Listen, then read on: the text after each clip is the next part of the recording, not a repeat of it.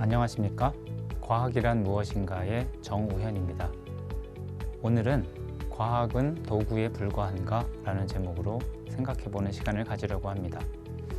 과학은 그저 도구에 불과한가? 라는 질문은요, 조금 어렵게 느껴질 수도 있지만 이렇게 생각해보면 쉬울 것 같습니다. 새로 개발한 첨단 무기 때문에 전쟁에서 사람들이 많이 죽었어요. 그러면 그 무기를 개발한 과학자들에게 과연 책임을 물을 수 있는가? 라는 문제입니다. 어떤 사람은 이렇게 생각할 수 있을 겁니다. 그건 사람을 직접 죽인 그 군인의 책임 아닌가? 아니면 그 무기를 사용하라고 명령을 내린 상관의 책임이든지, 어쩌면 그런 전쟁이 일어나게끔 만든 국가의 책임일 수도 있지. 하지만 그걸 개발한 과학자들이 무슨 책임이 있어? 라고요. 여러분들은 어떻게 생각하십니까? 과학자들은 과연 책임이 없을까요? 전쟁이라는 특수한 상황에서만 그런 일이 일어나는 것은 아닙니다. 미국에서는 지금도 총기 사고가 빈번히 일어나고 있는데요. 사고가 날 때마다 항상 나오는 주장은 개인의 총기 소재를 규제하는 법을 만들어야 한다는 거죠. 하지만 미국의 총기협회에서는 이 총을 쏜 사람이 개인적으로 문제가 있는 거지, 이 총기를 소지하는 것 자체가 무슨 문제냐라고 반박하죠. 그리고 역시 이 경우에도 총을 만든 사람에게는 그가 누구건 간에 아무도 책임을 묻지 않는다는 겁니다. 노벨상을 제정한 것으로 유명한 알프레드 노벨은 다이너마이트를 개발해서 큰 부자가 된 것으로 잘 알려져 있습니다. 그는 왜 다이너마이트를 개발했을까요? 큰 폭발로 많은 사람들이 목숨을 잃을 수도 있는 이 위험한 발명품의 목적은 바로 전쟁 무기를 개발하는 것이었습니다. 노벨의 아버지도 지뢰를 제작해서 러시아 군대에 팔아서 성공한 사람이었어요. 그때부터 노벨의 온 가족이 가업처럼 폭발물 개발에 뛰어들었죠.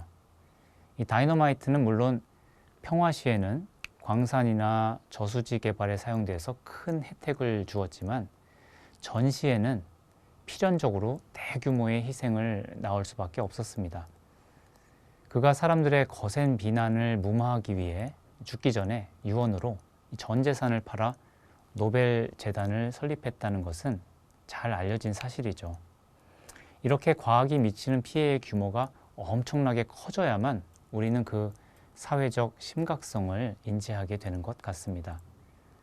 요즘은 과학자가 직접 자기의 돈을 연구비로 출원해서 중요한 것을 연구하는 일은 거의 없다시피 한 시대가 되었습니다. 논문도 혼자서 쓰는 경우는 거의 없고, 많게는 대여섯 개 연구기관에서 수십 명의 연구원들이 공동으로 참여하기도 합니다. 이 과학의 영역이 전문화되고 더욱 정교해지면서 값비싼 장비와 이 거대한 연구소가 필요하게 되었어요. 이 정부와 기업에서 연구 자금을 지원받아 수행하는 프로젝트형 연구가 활발해졌습니다. 당연히 대학이나 작은 연구실에서 홀로 수행하는 연구는 힘이 없고, 이 사회와 강하게 연결된 큰 규모의 연구가 유행하게 되었는데요. 이러한 추세의 연구를 빅 사이언스, 즉 거대 과학이라고 부릅니다. 이제는 퀴리 부인이나 아인슈타인이 수행했던 학술로서의 과학이 아니라 산업적인 과학에 더 가깝게 과학의 모습이 진화하고 있습니다. 당연히 자본집약적인 연구가 우세해질 수밖에 없겠죠. 20세기 초에 아인슈타인을 중심으로 일어난 제2차 과학혁명 이후에 과학은 그 어느 때보다 사회성을 강하게 띠기 시작했습니다.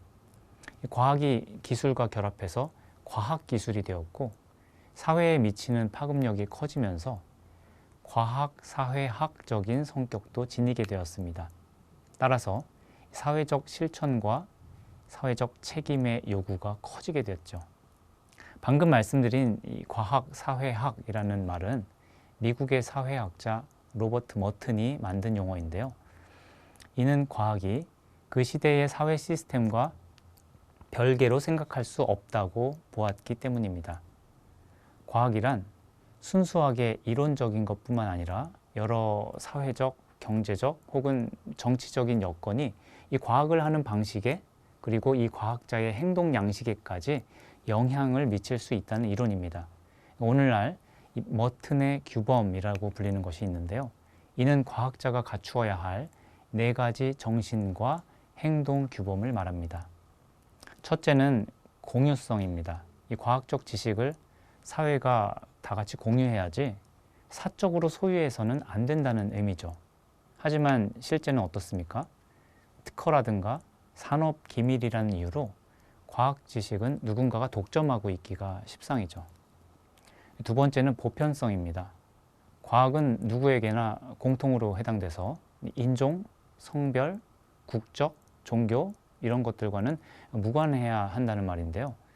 실제로 과거에는 이 아인슈타인이 유대인이라는 이유로 이 상대성 이론을 끝까지 배척한 사람도 있었고요. 옛날 구소련의 유전학자 트로핌 리센코는 획득한 형질은 유전될 수 없다라는 이론을 뒤집고 유전될 수 있다라고 허위로 주장해서 이 국가의 사회주의 인간 개조론을 뒷받침하는 그런 정치적 이데올로기로 사용되기도 했었죠. 세 번째는 무사욕입니다. 과학자는 사사로운 이해관계에 얽매여서 부정을 저질러서는 안 된다는 것인데요. 오늘날 과학계에서 가장 큰 문제가 되고 있는 부분이기도 하죠. 우리나라에서도 최근에 이 가습기 살균제 사고로 인한 피해자가 많이 나와서 사회적으로 큰 문제가 되었는데요. 여기서 이 기업의 연구 용역을 받아서 수행한 독성 검사를 이 기업의 이익을 위해서 허위로 작성함으로써 연구 진실성을 위반한 사례가 알려졌죠. 이런 일들은 지금도 끊이지 않고 발생하고 있습니다. 네 번째는 조직적 회의주의입니다. 어떤 원리에 바탕을 두든 이 맹목적인 판단을 지향하고 언제나 회의적인 자세로 대처해야 한다는 규범입니다. 20세기 초에 이 골상학이나 우생학 같은 그런 과학적 인종주의가 믿을 수 있는 과학의 표본으로 이해돼서 인종차별이나 홀로코스트에 정당성을 부여한 적이 있었는데요. 이러한 흑역사가 반복되지 않도록 회의주의적인 시각을 잘 갖춰야 하겠습니다. 이 4가지 규범의 첫자를 따서 간단히 큐도스라고도 부릅니다. 흔히 과학은 가치 중립적이라는 인식이 있기 때문에 이 과학기술의 발전으로 인해 대형 사고가 나거나 큰 인명의 손실이 일어나더라도 이 과학자들은 책임으로부터 면제되는 경우가 많습니다. 2차 세계대전 당시에 미국은 나치 독일보다 먼저 이 핵무기를 개발해야 한다는 목표 아래 로스알라모스의 비밀 연구단지에서 이 수천 명의 저명한 과학자들이 동원돼서 일했는데요. 이때 아주 삼엄한 보안으로 인해 과학자들은 자신들이 하고 있는 일이 결국 원자폭탄을 만드는 거였다는 걸 잘 모르고 있었다고 합니다. 이러한 사실은 과학자들에게 사회적 책임을 묻기가 어렵게 만드는 하나의 원인이 되었죠. 하지만 이것이 사실이라고 해도 과학자들은 스스로를 도구로 전락시키고 말았다는 비난을 면하기가 어렵습니다. 리처드 파인만이 쓴 회고록에 의하면 그는 핵폭탄을 만들고 있다는 것을 알게 된 이후에도 일말의 회의나 이 자책감을 표현한 적이 전혀 없음을 볼 수가 있습니다. 반면에 이 맨하튼 프로젝트의 책임자였던 로버트 오펜하이머는 자신이 만든 핵폭탄의 위력이 상상 밖으로 크다는 사실에 아주 큰 충격을 받았던 것으로 알려졌죠. 그래서 전쟁에서 승리했음에도 불구하고 그 이후에 대통령으로부터 더 큰 위력을 가진 수소폭탄의 제작을 제안받았을 때 극구 사양했습니다. 이 사양하는 것도 쉬운 일은 아니었겠죠. 하지만 과학자가 단지 도구가 아님을 증명하고 싶다 해도 실제로 할 수 있는 일은 고작 이 정도였습니다. 그저 간곡히 사양하는 것이죠.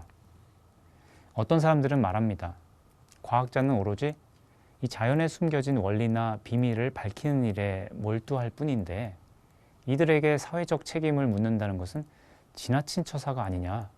이 자칫하면 과학 활동 자체의 발전을 저해할 수도 있다고 말이죠. 하지만 후쿠시마 원전 사고가 여전히 오염 피해에 대한 완전한 해결책을 내지 못하고 있는 예처럼 현대 과학은 거대 과학화되면서 사회적인 리스크가 커지고 있습니다. 독일의 사회학자 울리히 백은 그의 저서 위험 사회에서 현대 사회의 가장 중요한 과제를 리스크라는 개념으로 설명했습니다. 과학이 아무리 발전한다 해도 그 위험성까지 제거할 수는 없겠죠. 과학이 발전할수록 위험성은 오히려 더 커지고 있습니다. 우리에게 엄청난 혜택을 주었던 플라스틱, 살충제, 항생제, 유전공학 기술 이와 같은 것들이 어떻게 부메랑처럼 돌아와 많은 환경 문제와 보건을 위협하는 문제를 낳았는가는 부연하지 않아도 잘 알고 계실 겁니다. 아인슈타인은 그 위험성을 이렇게 표현했죠. 만약 3차 세계대전이 일어난다면 어떤 무기가 사용될지는 모르겠다. 하지만 4차 세계대전 때는 아마도 이 돌멩이와 막대기를 들고 싸우게 될 것이다 라고요. 오늘날의 과학은 사회적 지원을 바탕으로 이루어집니다.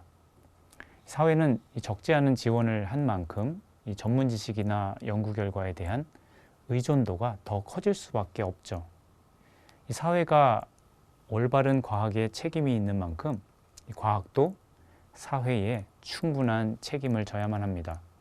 자신이 하고 있는 연구의 중요성과 그 파급 효과를 잘 이해하고자 한다면 모든 과학자들은 철학자가 되어야 합니다. 또한 과학자들이 그 역할을 잘 감당하지 못할 때를 대비해서라도 모든 시민들은 이성적이고도 지각 있는 이 과학의 감시자가 되어야 하겠습니다. 오늘의 강의는 여기까지입니다. 감사합니다.